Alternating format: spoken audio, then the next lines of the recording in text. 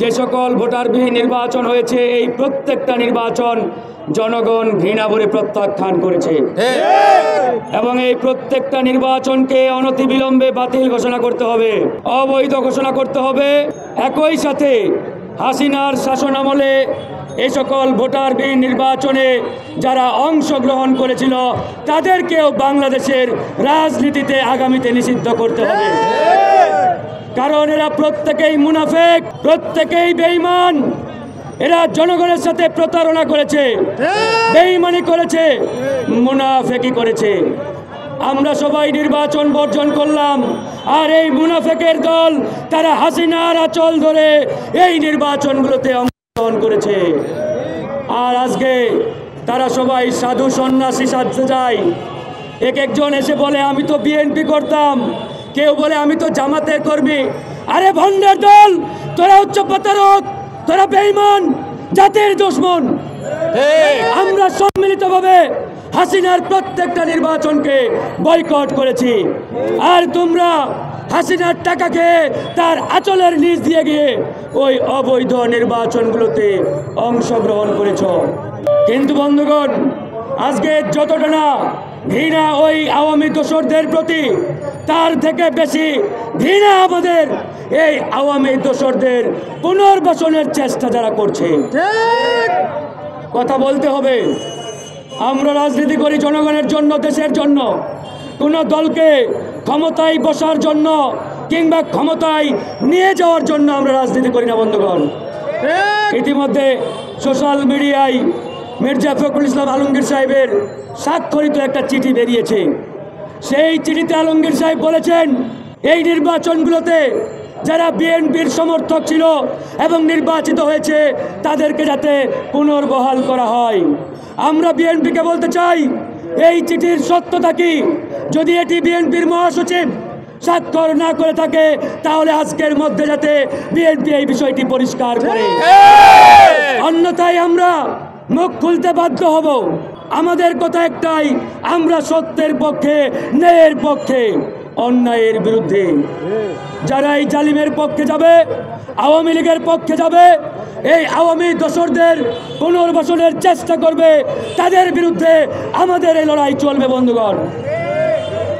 আজকে তারা বিএনপি বলে জামাতের পরিচয় দেয়, বিএনপির পরিচয় দেয়, আর যখন তারা নির্বাচনে অংশগ্রহণ করেছিল আপনারা সবাই জানেন দল থেকে তাদেরকে বহিষ্কার করেছিল।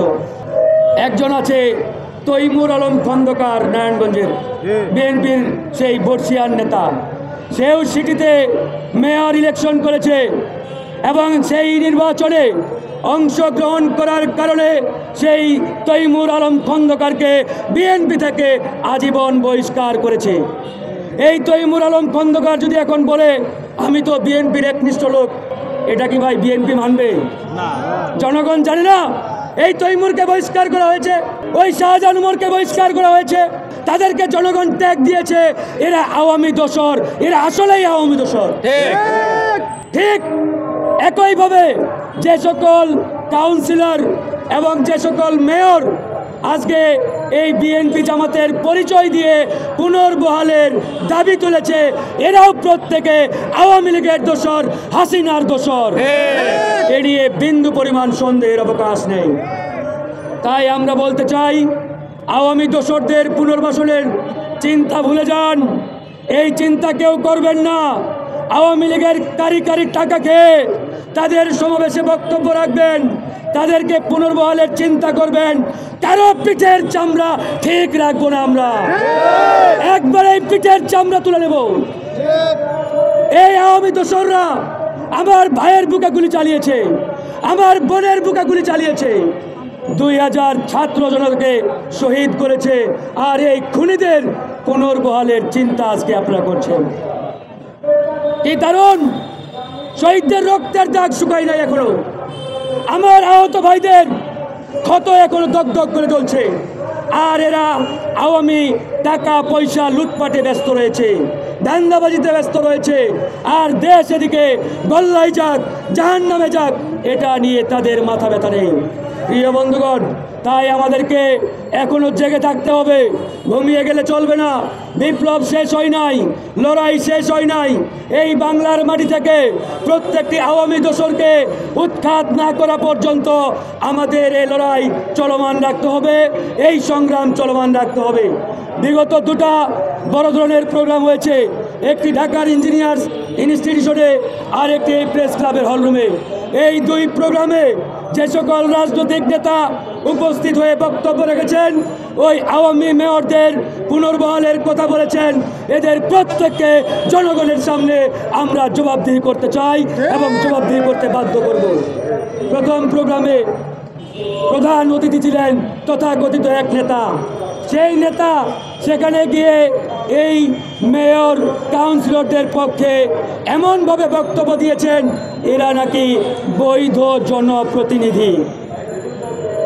আমি বলতে চাই, এরা যদি বৈধ জনপ্রতিনিধি হয় তাহলে তাদের আম্মা হাসিনাও বৈধ প্রধানমন্ত্রী। ঠিক। তাকে মাইনে নাও, তারপরে এদেরকে পুনর্বহালের কথা বলবা, তার আগে নয়।